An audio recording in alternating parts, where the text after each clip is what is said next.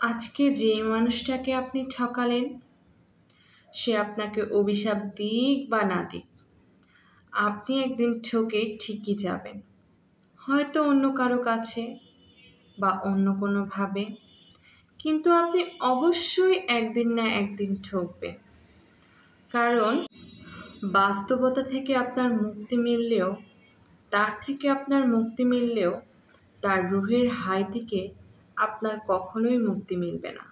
কাউকে বিনা কারণে অন্যায়ভাবে আঘাত করলে কিংবা কারোর সাথে বেইমানি করলে অথবা প্রতারণা করলে আপনি সাময়িক সময়ের জন্য হয়তোবা ভালো থাকবেন, কিন্তু সারা জীবনের জন্য কখনোই ভালো থাকবেন না।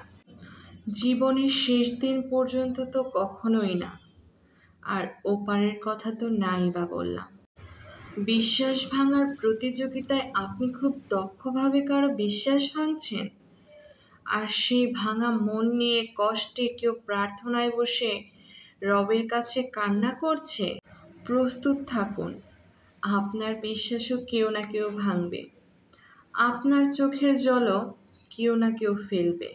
ইচ্ছাকৃতভাবে আপনি কারো ক্ষতি সাধন করলে আপনার ক্ষতিও কখনো না কোনোভাবে হবেই।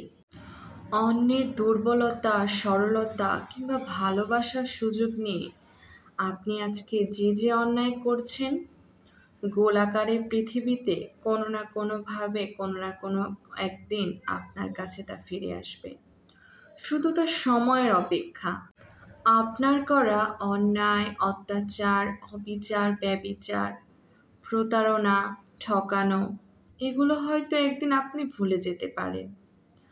আপনি যার সাথে করবেন সেও হয়তো ভুলে যেতে পারে, কিন্তু প্রকৃতি কখনোই ভুলবে না।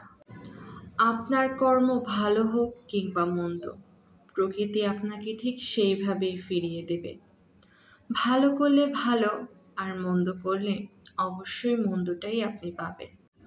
মানুষ সব কিছুর হিসাব ভুলে গেলেও প্রকৃতি কখনোই তার হিসাব ভোলে না। তাই যাই করুন না কেন, ভেবে চিন্তে তারপরে করুন, কারণ প্রকৃতি আপনাকে ভালোটাও ফিরিয়ে দিবে, খারাপটাও ফিরিয়ে দিবে। আপনি যা পাবেন তা আপনাকে অবশ্যই দেবে। এখন ইচ্ছা আপনার, আপনি কি করবেন।